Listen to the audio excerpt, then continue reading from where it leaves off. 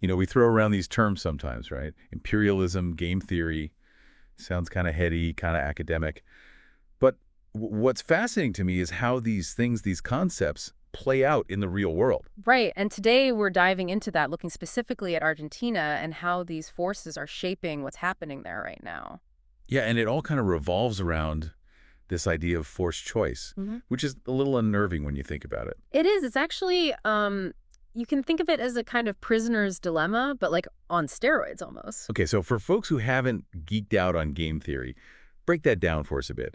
What's the prisoner's dilemma, and how does this forced choice thing fit in? So imagine two people, right? They've been arrested, suspected of a crime, and they're being interrogated, but separately, so they can't talk to each other.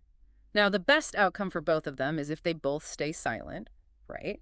Less chance of incriminating themselves. Makes sense, the whole united we stand kind of thing. Exactly. But here's the dilemma. They each have this incentive to betray the other, to confess and hope that the other guy stays silent.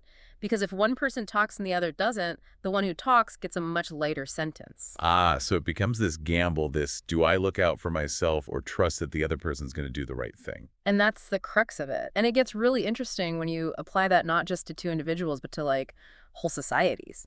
And that's where forced choice comes in. Okay, so less about two guys in a room, more about how this plays out on a bigger scale. Exactly.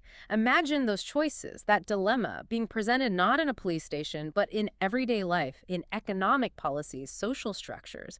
That's what we're seeing in Argentina. That's what this forced choice within imperialism looks like in action. So it's almost like you're being presented with this illusion of choice, right? Yeah. Like you have options when really the deck's kind of stacked against you from the start. That's a really good way to put it. It's that illusion of free will. And it all comes down to how those choices are presented, how the game is rigged, so to speak. Okay, so let's get specific. How is this actually showing up in Argentina? Give us a real-world example. Well, look at what's happening with public sector jobs, for example. The layoffs, right? We've seen that in the news. Exactly. Now, on the surface, you might think, okay, government's trying to cut costs, right? But it's more than that. It's about sending a message. To whom? Yeah. Other government workers. To everyone, but especially those in the private sector. It's like this. You see your friend lose their job and you start thinking, am I next? It creates this climate of fear. So even if you have a job now, that fear makes you less likely to, I don't know, ask for a raise or push back against bad working conditions. Exactly. You're more likely to accept less because you're afraid of losing everything. And when you have a whole workforce that's afraid. It gives the people in power, whoever they might be, a lot more leverage. Exactly. And that fear, it becomes a tool, a way to reshape the whole economic landscape. And it's not just about individual workers, right? Yeah. This impacts things on a larger scale, like with unions. That's a really important point.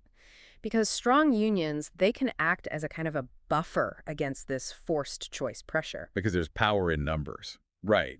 Like if everyone's banding together. Exactly. It's much harder to impose these kinds of take it or leave it choices when you've got a whole group of people pushing back. Makes you think about all those historical examples of, well, imperialism and how similar tactics have been used. Oh, absolutely. And our source actually draws some fascinating parallels there.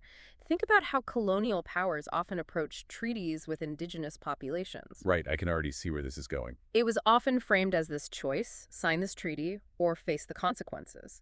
But in reality, both options were designed to benefit the colonizers in the long run. So even if it looked like there was a choice, a decision to be made, the outcome was already kind of predetermined. Exactly, and that's the insidious thing about forced choice.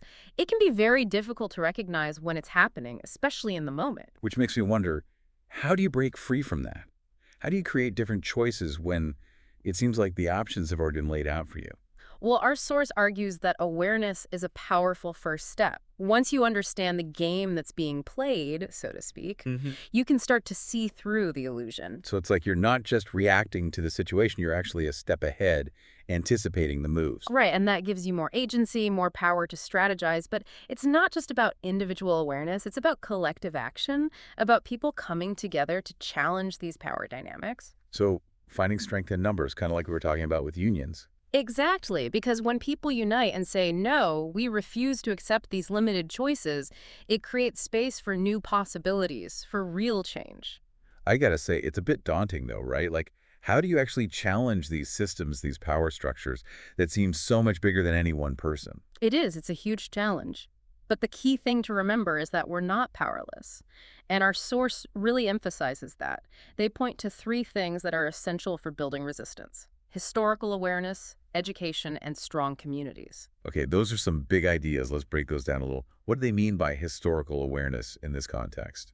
It's about recognizing that these tactics, this forced choice, it's not new. It's been used throughout history in different forms, whether it's colonialism, economic exploitation, you name it. And by understanding those historical patterns, we're better equipped to see them playing out in the present. So it's like once you know the trick, it's harder to fall for it again. Exactly. And that's where education comes in. And I don't just mean formal education, but really a commitment to being critical thinkers, questioning the narratives we're being fed, seeking out different perspectives. So basically, becoming more media literate, more discerning about the information we consume. Absolutely. Because once you start to see how information is used to manipulate and control, you realize how important it is to find alternative sources to build those critical thinking skills. Okay, so we've got historical awareness, we've got education, and then the last piece is strong communities. How do those fit into this whole resisting forced choice thing? Because real change, lasting change, it rarely happens in isolation. We need those support networks, those communities where we can share information, amplify our voices, and challenge each other to think differently. So it's about recognizing that we're all in this together, that collective action is essential. Absolutely. And that's really the antidote to this forced choice trap. Because when we stand together, when we refuse to accept those limited, rigged choices, we create the possibility for something different, something better. This has been an incredible conversation, really eye-opening, and I think if we had to leave our listeners with one key takeaway, it would be this. The choices we're presented with are rarely the only choices. By understanding these tactics, like forced choice, we empower ourselves to see beyond the illusion and to imagine new possibilities. So true. And to our listeners, thanks for joining us on this deep dive. Keep those questions coming and keep challenging those easy answers. Until next time, stay curious.